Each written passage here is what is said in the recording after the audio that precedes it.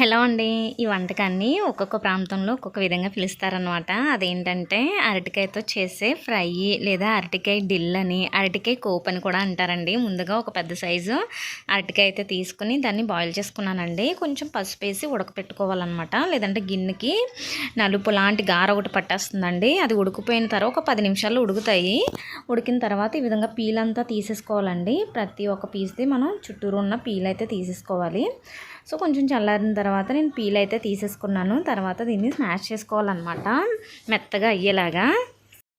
మీ దగ్గర స్మాషర్ ఉంటే స్మాషర్తో కానీ, లేదంటే నేనైతే గరిటెతోనే స్మాష్ చేసేస్తాను. ఇవి మెత్తగా ఉడికిపోతాయి కాబట్టి మనకి ఈజీనే ఉంటుందండి. సో ఈ విధంగా మొత్తం అంతా కూడా ముదిరిపోయి ఉన్న అరటికాయలు చేసుకున్నా కానీ టేస్ట్ అయితే బాగానే ఉంటుందండి. కుక్ అయిపోతుంది కాబట్టి ముందుగానే. సో దీనికి కాంబినేషన్గా రసం పెట్టుకుని చేసుకుంటే ఇంకా కాంబినేషన్ బాగుంటుంది. రసం వీడియో కూడా నేను పోస్ట్ చేస్తాను నెక్స్ట్ వీడియో. దీనికోసం పోపు అండి, పచ్చిశనగపప్పు, మినప్పప్పు, కరివేపాకు, జీలకర్ర, అలాగే దంచి పెట్టుకున్న వెల్లుల్లి, ఇంకా ఎండుమిర్చి ఇవైతే కావాలి. వీటన్నిటిని కూడా మనం పక్కకు పెట్టేసుకుని స్టవ్ అయితే ఆన్ చేసుకోవాలి. స్టవ్ ఆన్ చేసుకుని ఒక బాండీ పెట్టి దాంట్లో ఆయిల్ని అయితే వేసుకోవాలండి. ఆయిల్ ఎంత ఆయిల్ వేసుకున్నా కానీ దీనికి టేస్ట్ అయితే బాగానే ఉంటుంది. నేను ఇక్కడ 4 to 5 టేబుల్ స్పూన్ వరకు వేసాను.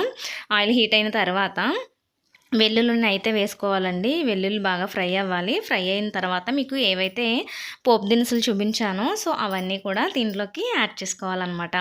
సో ఇవన్నీ బాగా ఫ్రై అవ్వాలండి. ఈ పోపు ఎంత బాగా ఫ్రై అవుతుందో ఆ పోపు స్మెల్ అంతా కూడా అరటికాయ కోపుకి బాగా పట్టాలన్నమాట. అప్పుడే దాని టేస్ట్ అనేది బాగా వస్తుంది. లాస్ట్లో కరివేపాకును కూడా యాడ్ చేసుకుని ఫ్రై అవ్వనివ్వాలి. ఈ పోపు బాగా ఫ్రై అయిన తర్వాత దీంట్లోకి చిటికెడు పసుపును అయితే యాడ్ చేసుకోవాలండి. ఆల్రెడీ మనం ముక్కలు ఉడకపెట్టుకున్నప్పుడు కొంచెం పసుపుని అయితే యాడ్ చేశాను కదా, ఇంకొంచెం పసుపు దీంట్లో అయితే యాడ్ చేసుకోవాలి, జస్ట్ ఫర్ కలర్ కోసం మాత్రమే.